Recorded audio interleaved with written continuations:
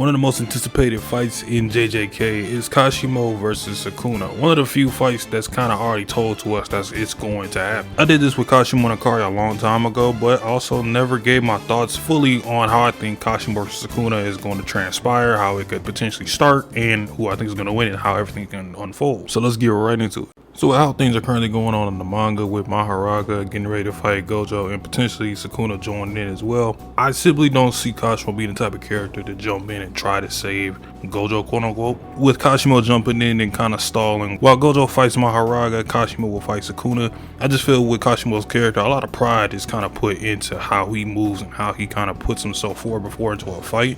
So I don't necessarily see that being an option. I could be entirely wrong depending on how Gege portrays Maharaga being put out in this scenario. But for me, I want to just start from scratch how Kashima probably would be.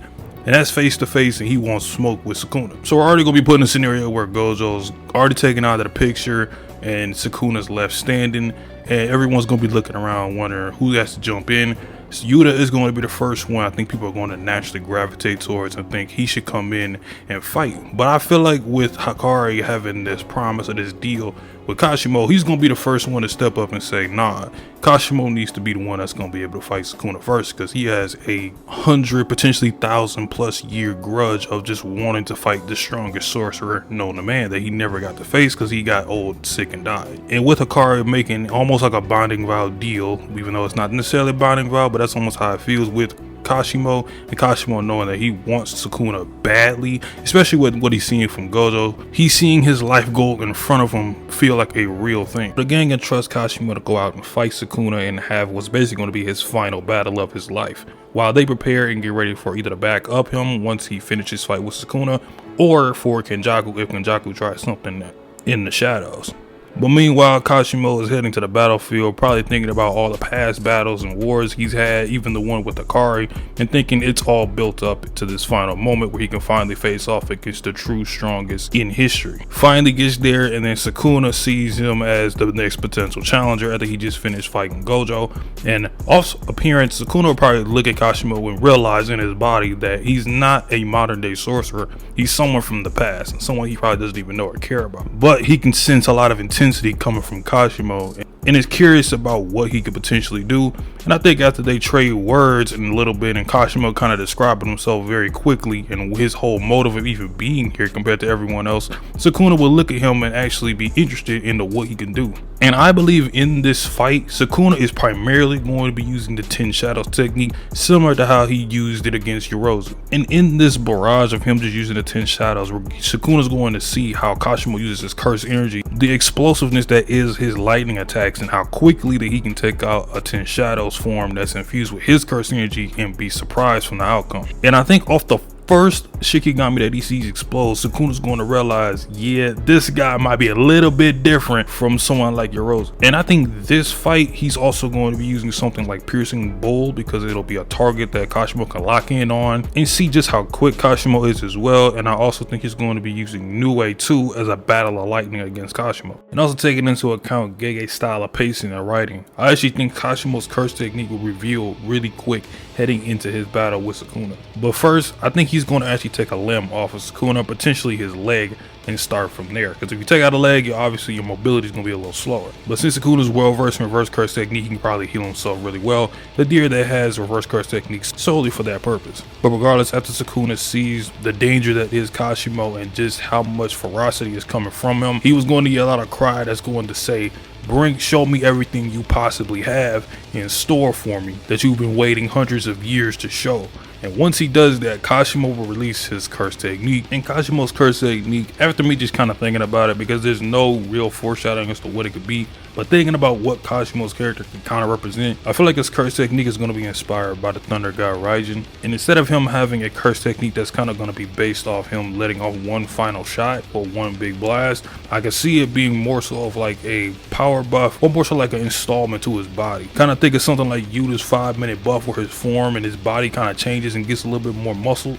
But instead, Kashimo's whole body is going to possibly turn into lightning, and even have an aura of having lightning clouds that kind of form around him continually fusing his body. He's going to have an increase in speed. His curse energy would zap out even quicker, and he would even have a maximum output of his curse energy. Probably something similar to like an Enel, or maybe even like a Sasuke, of course, with Kitten, where he lets out a lightning blast that doesn't really take much curse energy from him because he's constantly restoring his curse energy with these clouds that surround him, similar to the symbols that are on Raijin's back. And this curse technique would be extremely powerful because considering he put a binding vow on himself in his curse technique, we already know once you do that, especially at a young age, the curse technique is going to be immensely powerful compared to someone else's. And with some people still looking on and looking at the battle between Kashimo and Sukuna, I can see Gege kind of going to Hikari and Pena specifically, marveling at the strength that is Kashimo and the guy that they were actually fighting and Hikari actually beat, really letting it sink in that Kashimo was way stronger than they ever anticipated. And even having a little Easter egg with Charles in the background looking at what's in the sky and even looking at the screen if he can see it, and thinking this would be a great idea to put in this manga, bringing everything from Colony to almost full circle in a sense, as those were the four main characters in there. Now as this battle's going on with Kashimo finally using his curse technique, we already know that Sukuna is not going to lose this battle.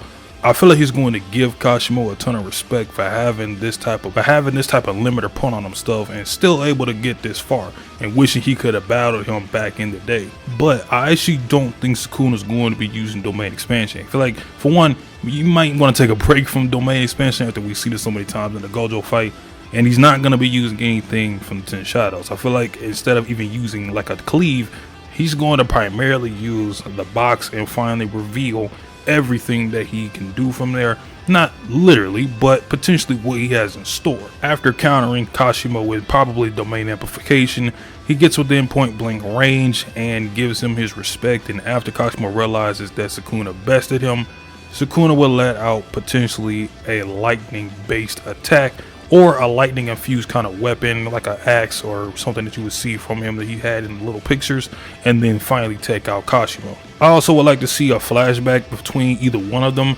not necessarily detailing their relationship, but just how much of a battle focused time it was in the Heian era.